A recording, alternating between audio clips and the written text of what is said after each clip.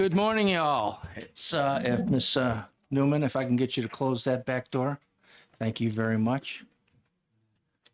Welcome to the first orientation meeting of the Public Works and Highways.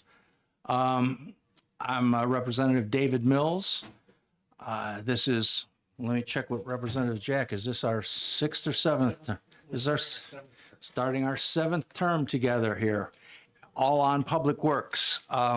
This can be a rather loose orientation. I'm going to try and get everybody out of here by 11 o'clock. There's no reason that we're not going to do any heavy lifting or anything. I'm going to rely a lot on the older members to correct, not to correct, but to add into things that they think the new members of this committee need to know. And that's basically what we're going to just doing today. We've got 3 bills so far. You should, I'm sorry, we've got 4, but they've only got 3 that's been printed out. You should have them all. We'll be addressing those in a week or 2. We are going to have to share this room with Health and Human Services.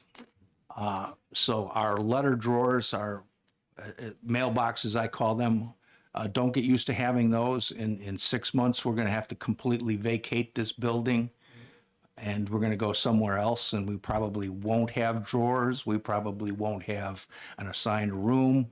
It's going to be chaos after that. So we're going to try and get everything that we possibly can done out of here by June. Having said that, I want to go around the room and have everybody introduce themselves and give us a little background on who you are and what you've done. And I'm going to start at the far end with Representative Newman. Please. Yes, good morning, gentlemen, and it's nice to see you all again, and I'm so happy that another colleague of mine has joined this organization. I've been on this committee since I was first elected to the State House. That was in 2016. I didn't know what it was like, what it was going to be like, but Representative Jack had given me a heads up on what we do, and he was spot on with it. Lived in Nashua since 1981, was on the school board in Nashua for 8 years. That's why my hair is white. I've worked at the polls in Nashua and been involved with PTOs, the schools, volunteer programs, and now this. Thank you. Representative Adolfi, please.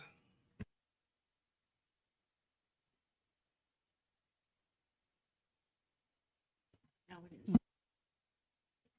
Hello. You're on now. I don't know, this is my 5th term. I think it's my 4th term on this committee. I was in the military. I'm a disabled vet. I was an intelligence analyst in the Air Force. I've also owned a construction company. I designed and built over 100 commercial industrial buildings and some roads. And then I started a business. So for 30 years, I operated a business. I owned 5 stores. I have a good construction background, and that's primarily why I'm on this committee. Thank you. Thank you. Representative Rockmore, is it Rockmore? Please. Good morning. I'm Ellen Rockmore. I'm from Hanover. I teach expository writing at Dartmouth College. My experience with budgets is primarily as a board member of various nonprofit organizations. And I'm happy to be here. Thank you. Thank you. Representative Vallone might be running a little bit late. I don't know. He normally lets us know. Representative Lewis is excused. He had a prior commitment today. Let's move down to Representative Brown. Thank you. Good morning, everybody. My name is Representative Richard Brown, currently representing Carroll County District 8, current Senator McConkey's old seat. I was in Carroll County District 3 the prior term, and I was on municipal and county government. I am a retired civil engineer. Actually, I used to work with Representative Edgar at Seabrook Station for about 3 years, and had a great time working with him. I'm also retired corporate engineering manager for United Parcel Service, where I was in charge of project management and environmental engineering for them worldwide. So I'm happy to be here on this committee. Thank you. Thank you. Representative Edgar. Thank you, Mr. Chairman. Yeah, my name's Mike Edgar. I represent Hampton and retired Navy captain and a professional engineer, workplaces all over. I was really glad to get on this committee. At that time, I had to fight to get on it when I first got on. And so I've been on, this will be my 5th term there. I came in originally, went to a different committee for 1 year. I came in a special election. I think one of the great things about our committee is the way we work together, and I really appreciate that. And really looking forward to seeing that continue. And it's great that we work on the capital budget, and the 10-year highway plan there is really, really good projects to work on besides everything else. Thank you. Thank you. Representative Cloutier. Okay, thank you, Mr. Chairman. Representative John Cloutier, representing Claremont and Croydon. I am in my 17th term. I happen to be the ranking member on this committee, but I have served as chair, vice chair, and clerk of this committee in my service, and I've served all but one term of my 17 terms in this committee. The only time I wasn't on this committee is the then Democratic leader asked me to go to another committee for various reasons. But the one thing I learned, I really appreciate this committee after my 2-year absence. And the committees I served were okay, but they weren't like Public Works and Highways where you can get some stuff done. And most of the time we're very bipartisan. Thank you. Thank you. Representative Boyd, please. My clerk. Mr. Chairman, thank you. Welcome, everybody, back. My name is Bill Boyd, representing Hillsborough 12, the town of Merrimack. My background is I served locally in my community for 10 to 15 years at the planning board level, at the town council level, and at the school budget committee level in economic development. Like, who was the special? Was it you with the special, or was it Mike with the special?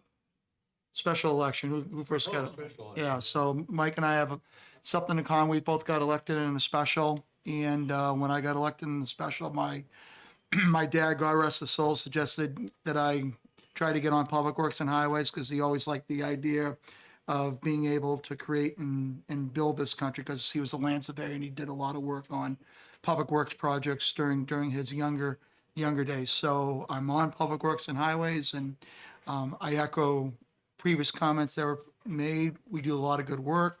We work together. We're collegial. We're collaborative, and it's an honor and a privilege to be your clerk as well. So thank you very much, and thank you, Mr. Chairman.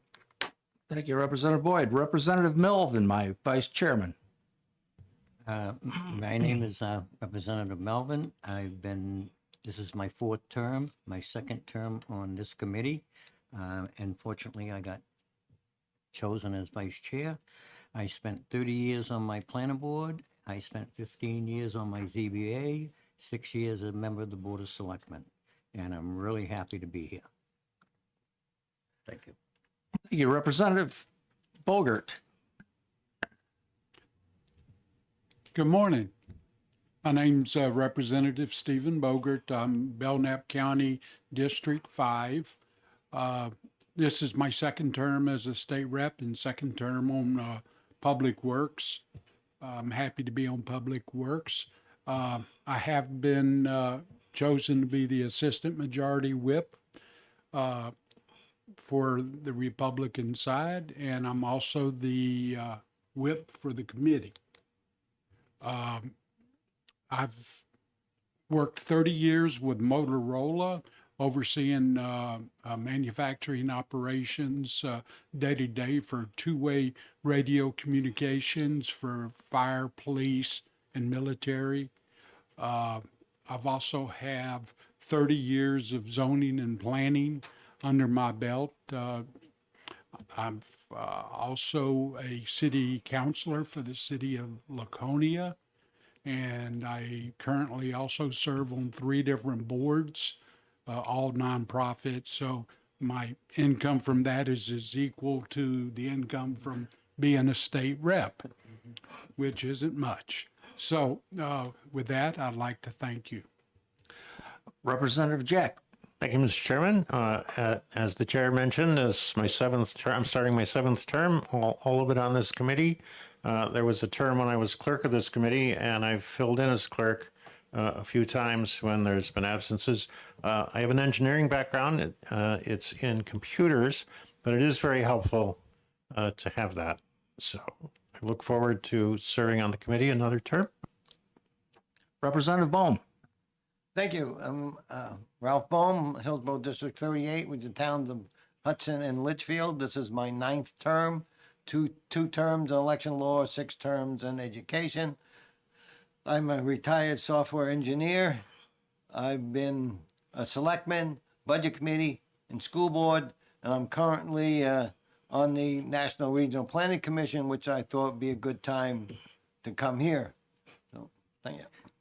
Thank you. Representative Juris, please. Hi. Good morning, everyone. Lou Juris, and I represent Nashua's Ward 7. And this is my 2nd term here and 2nd term here on the committee. My background's in engineering, electrical engineering, and I worked on some FEMA projects with a contractor from Washington, D.C. for mobile radio vans in the early days. And then I spent about 25 years at the T down in Boston, where my emphasis was a lot on the two-way radio system there, the UHF communication system, running fiber optic cables in the in all 4 lines of the tunnels. Also working on commuter rail, some of those systems as well. I worked on the original Charlie card, the original Charlie card system that came out about 14 or 15 years ago. Various infrastructure projects in the tunnels, days and nights. And it really all around the city, including the Third Harbor Tunnel, well, slightly on Third Harbor Tunnel project, but also on the Big Dig project, doing some coordinations there. I'm a landlord. I've got 2 daughters, college age. Actually, one of them's a nurse now, and I've done some work at the polls as well in Nashua. And it's good to be with you all. It was good to work with you last term as well, and good to know everybody here. Thank you. Thank you. Representative Suter is not here. We'll move down to Representative Kaczynski. My name's Tom Kaczynski. I represent District 5 in Rochester. It's my fifth term in the House and my 3rd term on this committee. I'm in the poultry business. I'm a live poultry dealer. We supply the largest wholesaler in New York City 52 weeks a year. And locally, I was involved with the tax cap in Rochester. I'm one of the 5 original sponsors of the tax and spending cap. And I was highly involved with the new zoning in Rochester, ended about 10 years ago. Thank you. Representative Faulkner. Thank you. I'm Barry Faulkner, represent Swansea and Richmond. That's Cheshire 10. It's my 5th term, all on this committee. I am a semi-retired land use attorney, although I've been doing mostly estate and trust work recently. Before this gig, I spent 30 years managing transportation planning projects for various state and local highway transit agencies and the federal government. Spent a lot of time working with the MBTA. I am formerly a board member of the Monadnock Regional School Board. Got 20 years of land use board experience and about 10 or 12 years as a election precinct warden.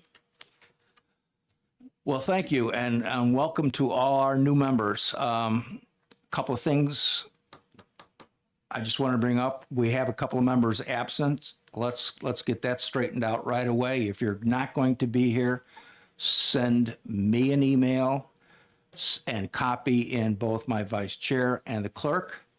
And if you're a member of the other party, please copy in Representative Cloutier, so he's aware of that. That takes care of absences. Another thing we're going to ask you to, because I know some people are rather personal about this, is between now and the next time we meet, I'm going to ask our clerk, Representative Boyd, to get everybody's working emails. If you don't want your email to go to your legislative email, just so that we can get a hold of you in case of some kind of short notice emergency. You know, we do HB 25 here, which has got a lot of heavy lifting and a lot of short notices to get that capital budget done. And including with that, your emails, any phone numbers so that we can contact you. We won't abuse it. We won't send it out. It's worked very well over the years for privately working with this committee. And has been mentioned a number of times, this is probably the most nonpartisan committee in this entire LOB office building. We pride ourselves in most of our bills. I would guess 90% of our bills go on the consent calendar. Out of the 10% that don't go on the consent calendar, I would guess 8% of those 10% is because it's got a fiscal note and it can't go on the consent calendar. So we like to work out all our problems. The best part about this is we are just committed to this state's infrastructure. It's roads, it's bridges, it's highways, it's buildings. If you can build it, we supervise it and we build it. We build it, we fix it. And our great partner in doing all that is the DOT. And I'm going to ask them to speak here in a couple of minutes. I just want to make sure, I want to go around the room again, not one-on-one, but I just want to invite any of the older members that have been here to recap anything I might have missed. One other thing, and I'm going to point it out right now, not to point to anybody, but Representative Brown, water is permitted in the committee, but keep it under the table, please. And I can tell we're mostly of a certain age that we don't have to worry about laptops, TikTok, any of that stuff. But the clerk, just if you know, if the clerk is allowed to have a laptop if he feels it's necessary, but he looks like, yeah, he's of a certain age too. I'm old school, Mr. Chairman. Okay, and then I just want to call on a ranking member, Representative Cloutier, to start with anything that I've missed, please. Okay, just to let you know, Representative Vallone did email, said he was going to be absent because he and his wife had to get some visas or something. They're going to take a trip later on. So I'm sorry he didn't notify you, but I'll try to make sure he notifies you as well next time. Okay, thank you. Anybody else, any of our multi-year members want to bring up anything that I may have missed before we turn this over to DOT? Representative Faulkner. I just want to say I appreciate the comments. I think the best thing about this committee is that we talk things through. People don't understand something or disagree, we try to work it out. That's, I think, the best way to approach everything. I wish every committee could do that, but we've got a tremendous history of working together, and I really appreciate that. I thank you for that comment. I also want to point out that with Representative Faulkner and his English skills, one time we were up here for about a 20 to 30-minute amendment once on the apostrophes and the semicolons on where something should be in a bill. We've long since found out that we don't have to do that anymore, but that's the way we work together in this committee. Representative Newman, please. Yes, thank you. I just, on the first go-around that I didn't mention, but earlier when I was in here and I spoke to Representative Fidelfi and Representative Jack over the holiday time, we had an opportunity to travel to South Florida and to Asheville, North Carolina. I saw the results of tornadoes that hit the Port St. Lucie area after the hurricanes, the existing compromising of trees and traffic signs that are still all bent, sheet metal and trees. And then in Asheville, the continued rebuilding of their infrastructure. It gave me a huge perspective on how important DOT, infrastructure, roads, bridges, and these were things that could not have been prevented, but people were working around the clock to keep things moving and rebuilt. Thank you.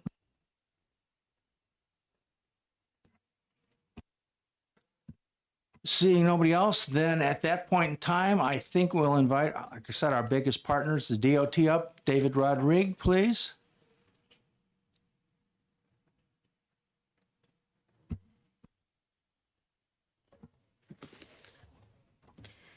Good morning, Mr. Chair and members of the committee. My name's David Rodrigue. I'm the Assistant Commissioner and Chief Engineer for the Department of Transportation. Commissioner Cass had a conflict. He's going to join us just as quick as he can. With me is Steve. You want to introduce yourself? She said you can pull up another chair. Oh, okay. Good morning. I'm Steve Labonte. I am taking over for Kathy Mulcahy Hampson. Just a little bit of background. I spent 10 years with the Attorney General's office, working in what was known at the time the Transportation and Construction Bureau, which represented DOT and the Department of Safety.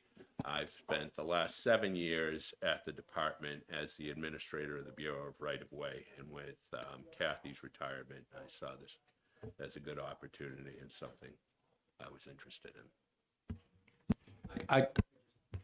I just have one question for Mr. Labonte. Are you still going to be on my capital overview committee, or is somebody being replaced there?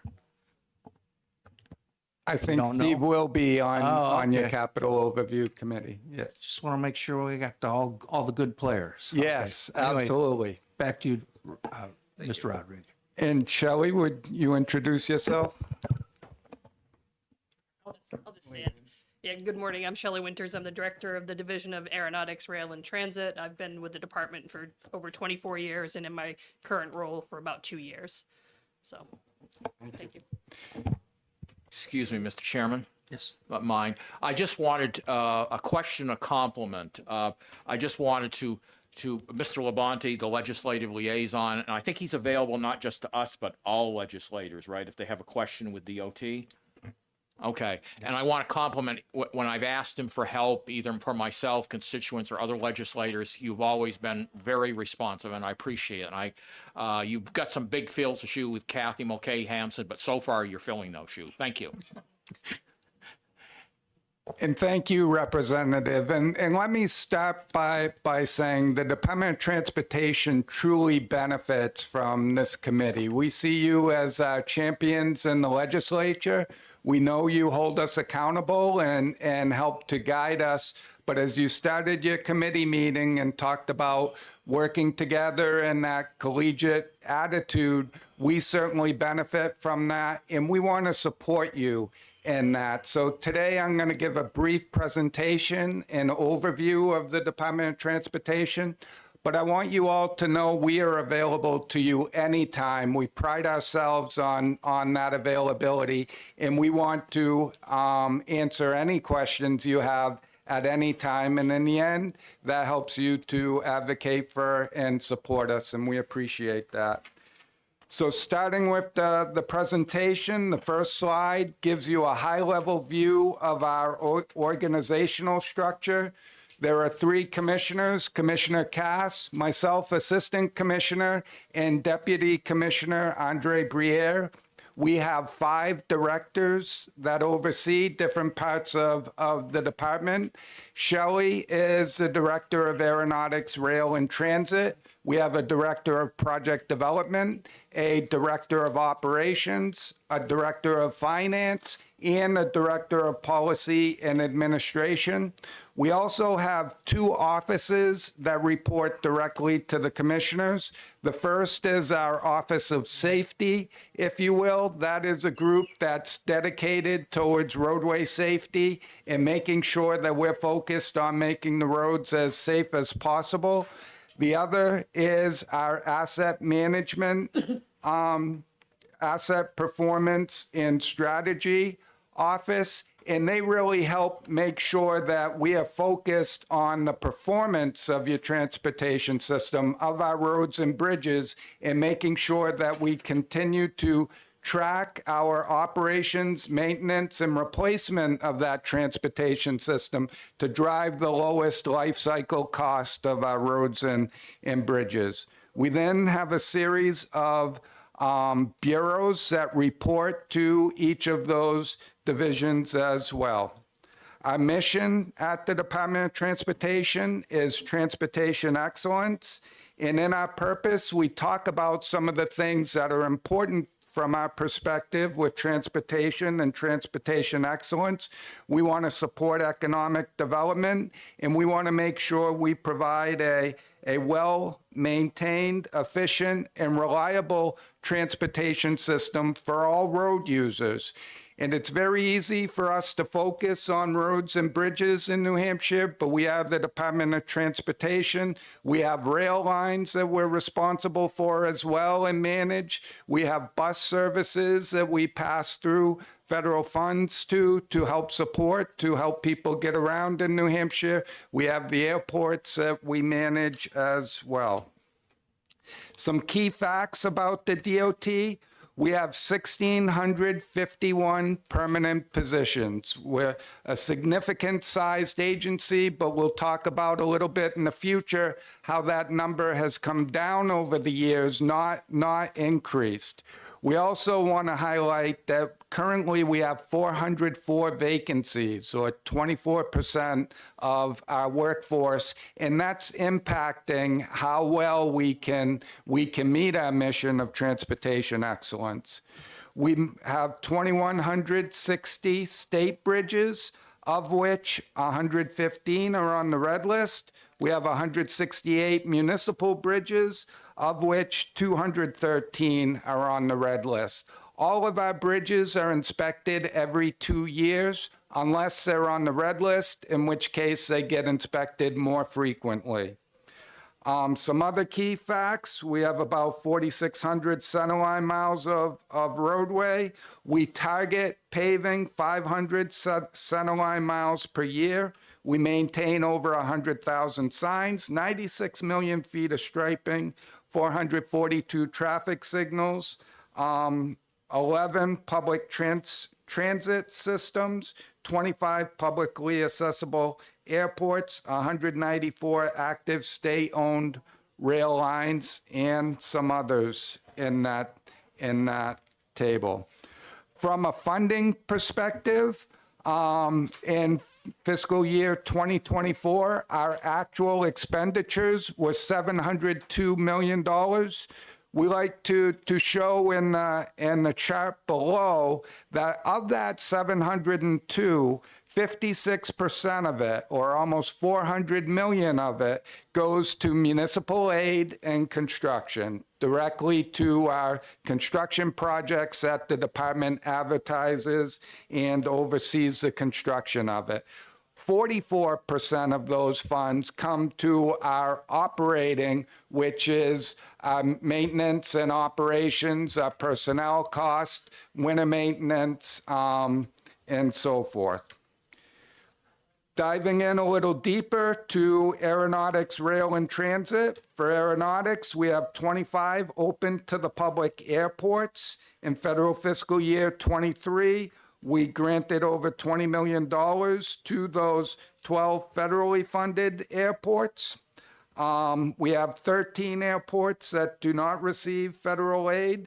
And in calendar year 24, $551,000 in revenues was generated from the aviation registration fees.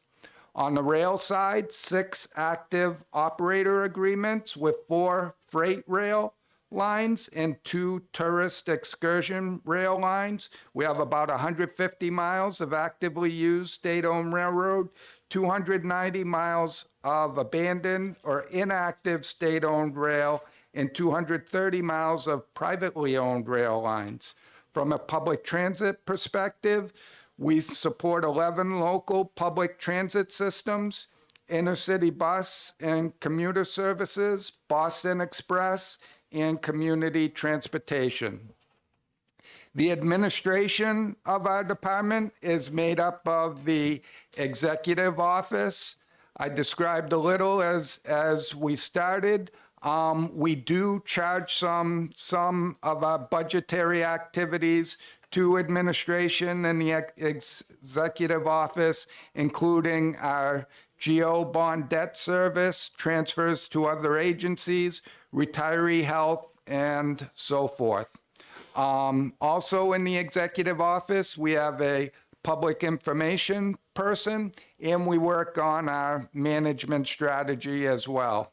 In administration, we also have finance that helps us with the budget, contract management, running our federal program. Although we get a significant amount of federal funds, those funds come in very specific buckets, and we have to manage what those federal funds get spent on. We don't have full discretion to put those funds wherever we want. We have to meet the federal funding formula, so we spend some time with that in financing. In policy and administration, we have human resources, internal audit, our occupational health and safety section, focused on the health and safety of our internal DOT employees, federal compliance, and hearings and legislation. Our division of project development, that's our group that plans, engineers, and supports the right-of-way and our construction program. That's a group that builds our 10-year plan that you all will see. We'll talk about that schedule coming in a minute. In fiscal year 2024, our project development section added 84 new construction contracts and provided construction oversight of 85 existing active construction projects. Those construction projects totaled a combined value of $800 million.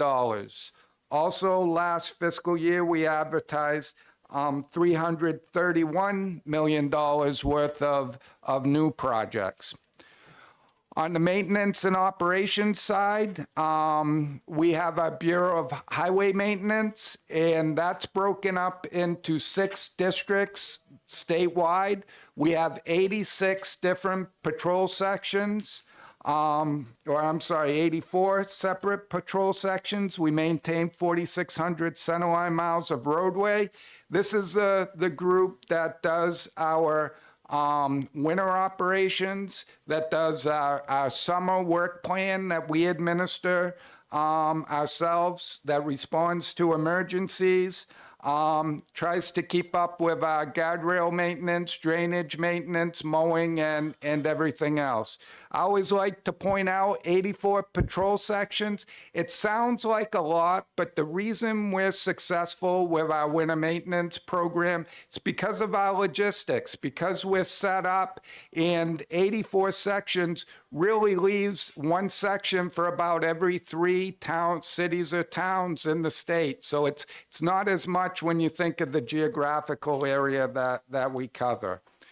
Also in our operations division, we have our Bureau of Traffic that's responsible for roadway line striping. We strive to stripe our roads every year. The paint that we use wears off with the snow plows in the winter and the traffic in the summer. So we strive to restripe our roads every year. They take care of signs, traffic signals, and they also manage our speed limits. We have a Bureau of Bridge Maintenance that maintains our state bridges. Our Mechanical Services Bureau that takes care of our fleet. Our fleet exceeds 1,000 units. The value of our fleet exceeds $100 million, and this is a group that takes care of that and manages that fleet. We have a fuel distribution section that maintains 87 fuel sites statewide that not just the Department of Transportation uses, but communities can use, some nonprofits can use as well. And that fuel management system serves as our strategic reserve in case anything ever were to interrupt the flow of fuel. We could keep our trucks rolling and provide fuel for state police and others. We also have our Transportation Systems Management and Operation Bureau that manages the traffic on the road through our intelligent transportation system. A little bit about the Highway Fund and how we're funded. We explain it that the highway fund is not the DOT and the DOT is not the highway fund, which basically means all of the money that's generated from what we call the road toll or the fuel tax, registrations and so forth, that doesn't all come to DOT. A portion of that goes to Department of Safety, a portion of that goes to the communities, and a small portion of that goes to some other agencies as well. We also use the highway fund, our federal funds, our federal program flows through the highway fund as well. The state highway fund, the non-federal portion, is the primary source of our funding budget. And in 2024, 57.1% of the highway fund was appropriated to DOT, almost 30% to other agencies, and 13% to municipalities. We also have our turnpike system, and we're very fortunate in New Hampshire to have that turnpike system.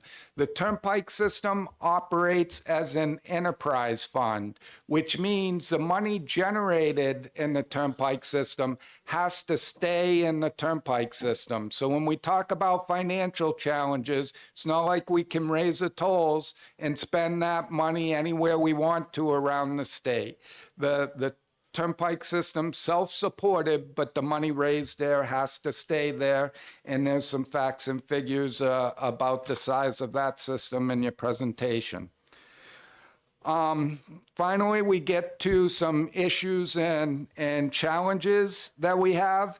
And Commissioner Cass stated it very well in his budget presentation this year when he said, we are accomplishing what we need to, but we're not able to do all the things that we think we should be doing. And a little bit of the reason why was, one is inflation. And what I can tell you about our construction costs, we talk about two things with construction costs. We talk about inflation, but we also talk about escalation. So since we've come out of the COVID-19 pandemic, we continue to see rapid escalation of construction costs that are not accounted with in a regular as high as 3.7% inflation that we try to put on our projects to keep up with things.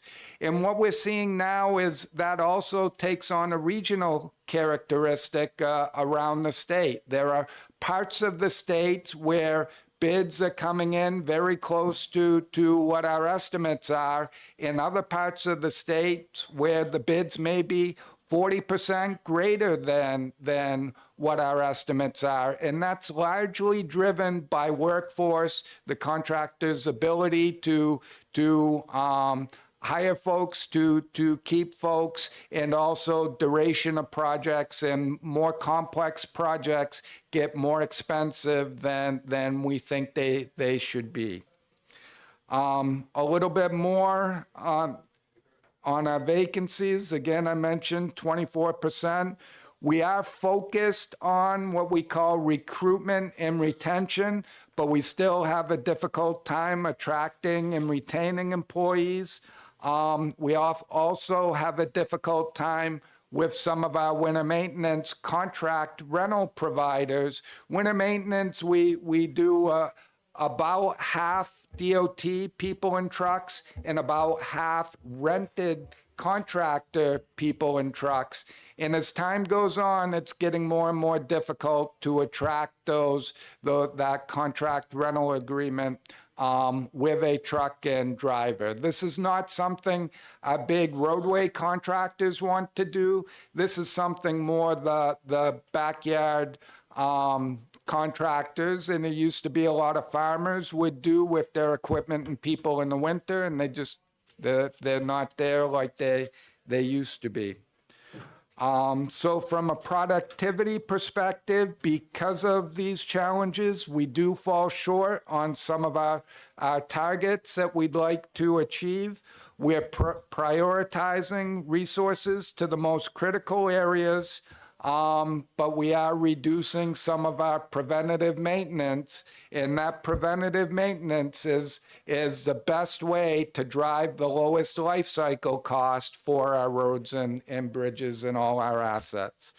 So issues and challenges, we do include a chart that shows our reduction in positions over the years so that everybody knows we have worked to become leaner as we've adopted technology, better equipment to help us get our jobs done. We have already shed the positions that those efficiencies brought to us. We also include a line on there that shows vehicle miles traveled. So that's the total number of miles that people have traveled on New Hampshire roads, and that continues to climb despite our fewer people. Some of our longer-term challenges include funding, insufficient highway fund revenues to fund current levels of service, lack of matching funds for federally funded projects, limited state funds for non-federal aid eligible roads, declining toll revenues or road toll revenues coming from vehicles that have better fuel efficiency and the electric vehicles. And the Highway Fund, as most on this committee know, has had a series of one-time fixes over the years, but never any long-term structural fix.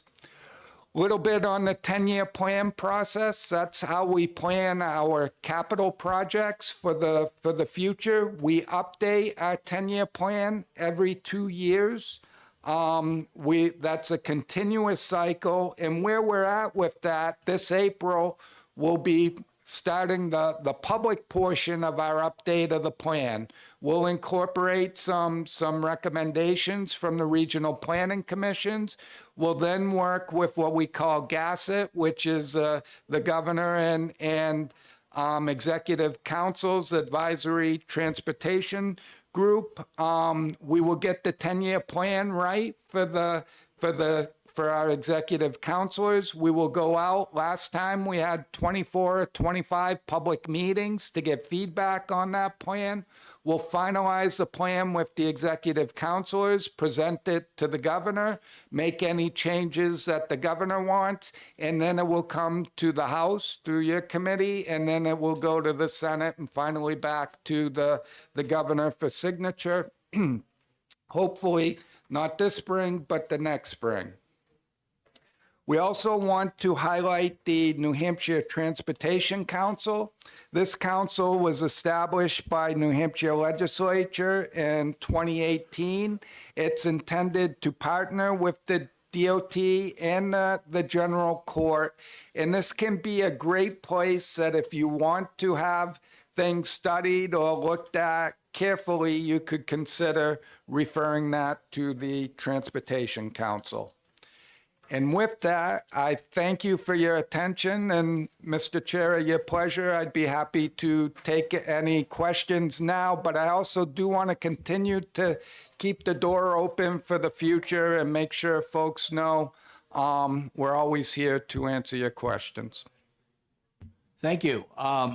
One thing I wanted to make sure that everybody understood is although the 10-year plan is always ongoing for DOT, they'll do all the heavy lifting, all the heavy work, and they'll pass it over to us the second half of this year. Correct. So for the first half of this year, we'll be concentrating on the capital budget, HB 25. But you're going to keep hearing about the 10-year plan over and over and over again. I've already had at least 3 people from various towns come up to me and ask, and you'll be hearing it also, ask if they can get this on the plan, ask if they can move this up, things like that. And there's a procedure for all of this, so just go ahead and ask when you have to. Aside from that, I have nothing else. Do we have any questions? Yes, we certainly do. Representative Bohm. Thank you, Mr. Chairman. The question, I mean, we have the same problem in town getting plow operators. It used to be That was the majority of our plows. Now it's not. What do you see is the problem there? What do we see as Getting- is the problem? And you know, if I'll give you an honest answer, it's a living wage. We need a living wage. Everything, cost of everything has gone up. These are tend to be some of our lower paid workers, and there's competition for that, and we need a living wage.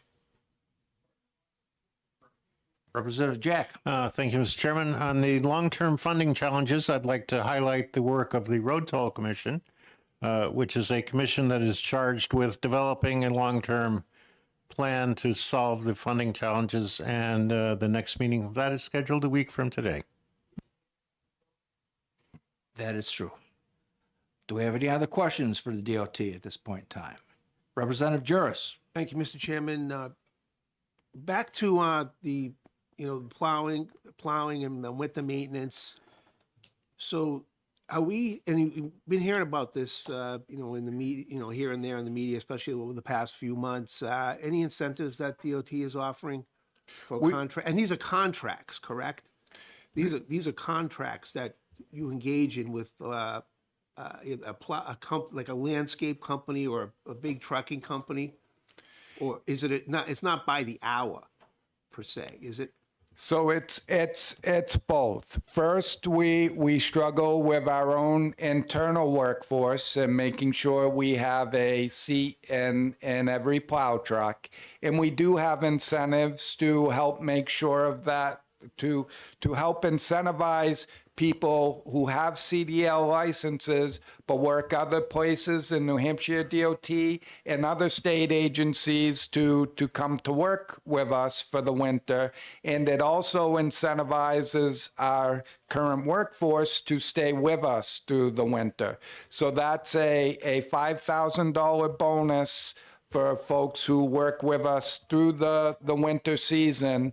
And thanks to that bonus, we have about 140 to 145 winter volunteers who help us out, who make up for the 198 or so vacancies that we have.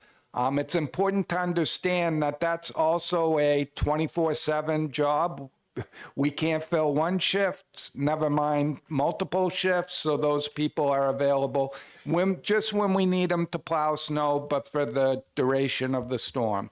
For our rented equipment, we have, not this past year, but we have in the past increased the cost, or not the cost, but increased our hourly rate for those contract rented trucks with operator.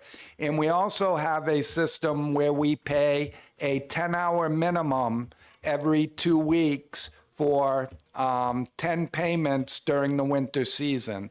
That's to make sure that these folks have the money to register, insure, and get their equipment ready. But in addition to that 10-hour minimum, they're paid the actual hours they work, and it is an hourly rate. Thank you. Any further questions? Seeing none, we're just about ready to wrap this up, I think.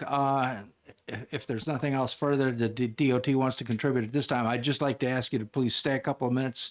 I got a couple of personal things I've got to talk to you about. I don't know when we're going to schedule our next meeting yet. What I do know is that we will be scheduling almost all of our meetings on Tuesdays. Wednesdays will definitely be out. Wednesdays are committed to HHS. Thursdays, Chairman McDonald and myself have agreed that it depends on who has the heavy lifting to do that week. When we have HB 25 to start working on, we'll be using on some Thursdays. But I'm going to try and keep most of our normal scheduling to Tuesdays. Having said that, next Tuesday is already off the calendar, as Representative Jack said, because we've got the Road Toll Commission meeting here. And I opt not to have a back-to-back meeting where we would come in at noon and the road toll start at 10 o'clock. So Just pay attention to your calendars, Representative Vaughn. Your, and that'll be when we schedule our next meeting. If there's nothing else, well, So, Mr. Chairman, Representative, so you, right now, it sounds like if I'm following you correctly, that probably our next meeting, there'll probably be public hearings, will be on Tuesday, January 28th. at the Sounds earliest, like to yes. me. Yes, Okay, and then- probably the 28th. Tuesdays and maybe Thursdays once we get in the capital budget. But that's Correct. the plan. Okay, good. That's the That'll be plan. helpful as far as our schedules are concerned. None of that. I'm staying away from the. We were meeting Fridays for a while because of the double room commit, but that's off the table. I'm going to try and keep all of our businesses on Tuesdays, Thursdays when necessary. We can count on that. If yes, Representative Bogert. Thank you, Mr. Chairman. We do have sessions on Thursdays. That was stated that they're going to keep our sessions on Thursdays. So that would intermit with that or? Okay, thank you.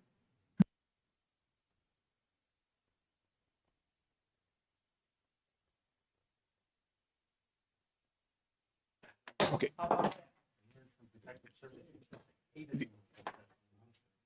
The only thing is announcement. I'd like to see the Democratic members over in the members lounge for a brief caucus. I need to discuss some stuff with from our leadership. We should be done. It's up on the first floor, just above the cafeteria. If you want to bring some lunch, something to eat, I'm probably going to get a cup of coffee, and it'll probably be about 10, 15 minutes from now. Okay, thank you. And we'll be out of there probably by 11:30.